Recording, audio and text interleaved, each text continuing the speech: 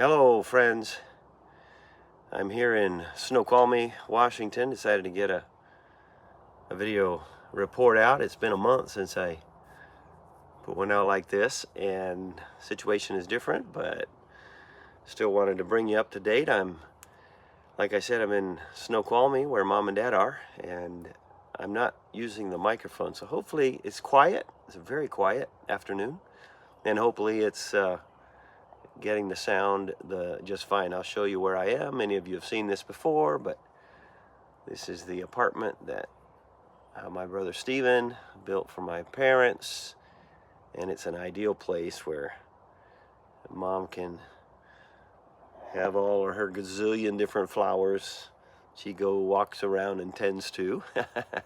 And Dad comes on. I'm on this swing actually, and Dad comes here often in the afternoon and is here on his laptop for several hours. These days have been wet, damp, cool. It's 60 degrees, and that's about as high as it's getting these days, so it's a little on the cool side, but very pleasant. And so I'm enjoying it here for a few weeks with Mom and Dad again, and want to let you know some of the things that are going on here and on the other side of the world. Mimi is with the grandchildren 24/7.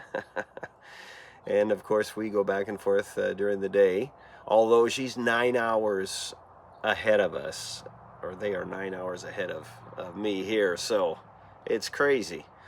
When I get up in the morning and start texting and so forth, they're ending their day almost. So yeah, it takes a bit getting used to, but have a lot of communication with her and the grandchildren, and keeping them supplied with various things to help keep them a little entertained. But Mimi is doing a lot of schooling with them, and they are having a lot of cousin time.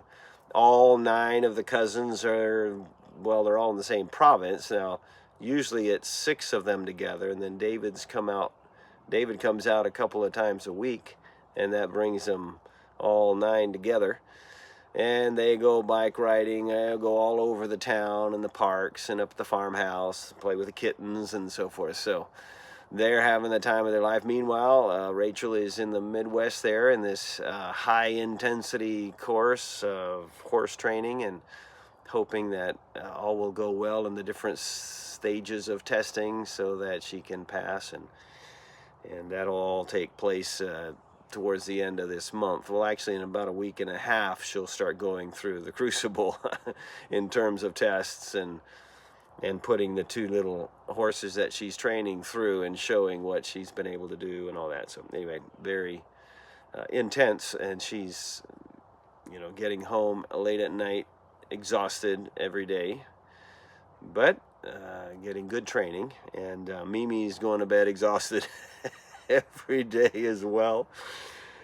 And as far as the ministry is going well, my co-workers can handle everything. Has distributed all the different responsibilities, and church ministry's going well. They're having not a retreat, but a couples activity tomorrow, Saturday. Some of the men are coming to the farmhouse to help Daniel organize them, and doing a number of yearly maintenance and work jobs there at the farmhouse, so that'll be very good. And we're just the ministry keeps on, and there's so many things to do, so many people, so many children coming, visitors and new couples, and there's a lot to handle and take care of. I spend a fair bit of time every day just texting audios, sending audios back and forth with WhatsApp with different people, couples, and keeping up that part of the ministry from here, and I do that a fair bit. Yesterday I was able to meet up with Andy Knesevich. Some of you remember the little baby girl born here in Seattle a few years ago with the heart. He needed a heart transplant almost immediately, and all of that tremendous adventure they went through.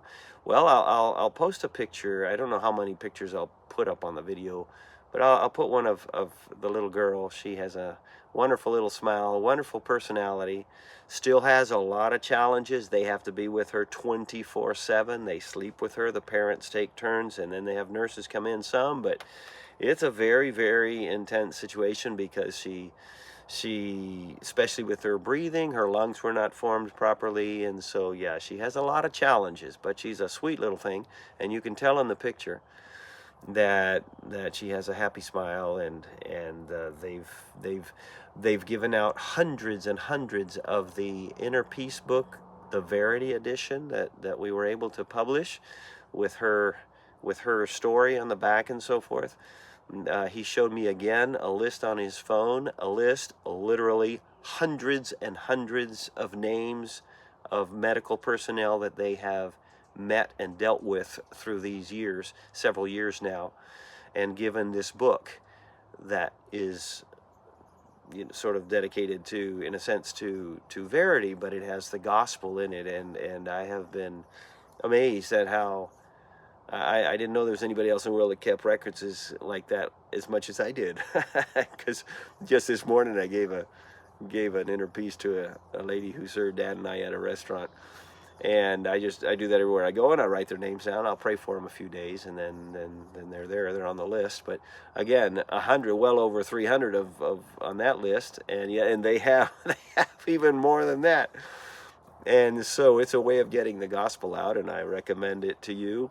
And not necessarily my book, although it's on Amazon very cheap, but any book that, you know, gives the gospel out, and it's a small. People just don't reject books, and they always thank for the books, and they almost always tell me they will read it, and many of them say I'll read it as soon as I get home. And so it's one way of getting the gospel.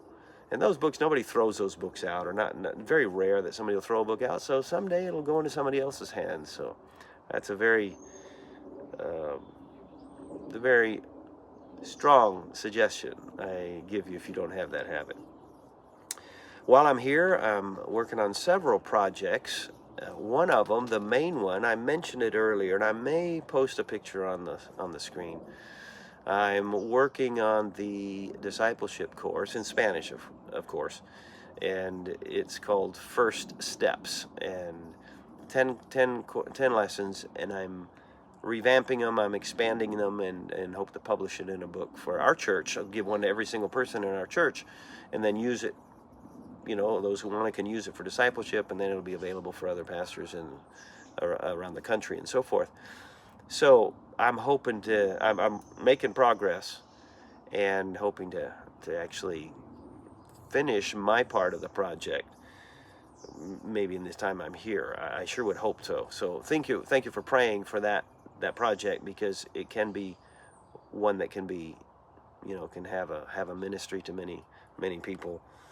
And I'm hoping it would not only be for discipleship, but also I'd love for it to be, if I can do it just right, I'd like for it to be a book that we can give to someone who might ask, what do Christians believe? What do you believe?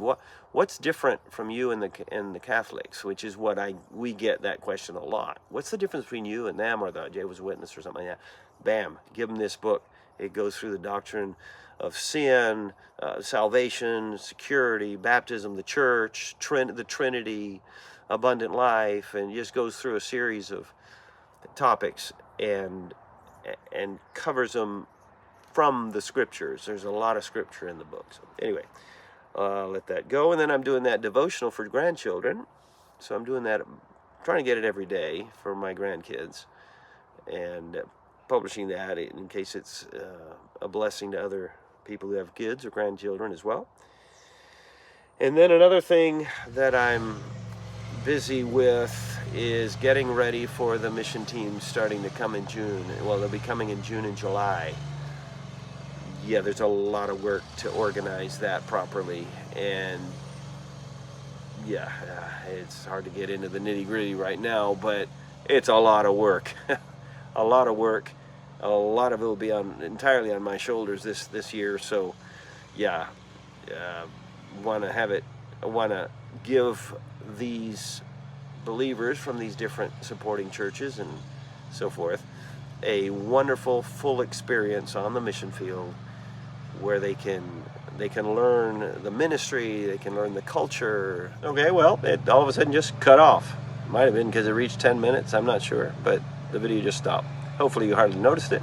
And what was I talking about? I can't even remember. Oh yeah, the mission team. So hoping to give them a full experience of the mission field and let them serve here as well as receive, we want to be a service to them. So looking forward to it, but yeah, wanting to make sure we do our part on this end. Okay, I think I'm going to leave it at that. And let me show you, I'll flip it around and show you the hummingbirds. It's too far away, but anyway, there are a bunch of hummingbirds there. Sometimes they get into massive fights between 2 or 3 or 4 of them.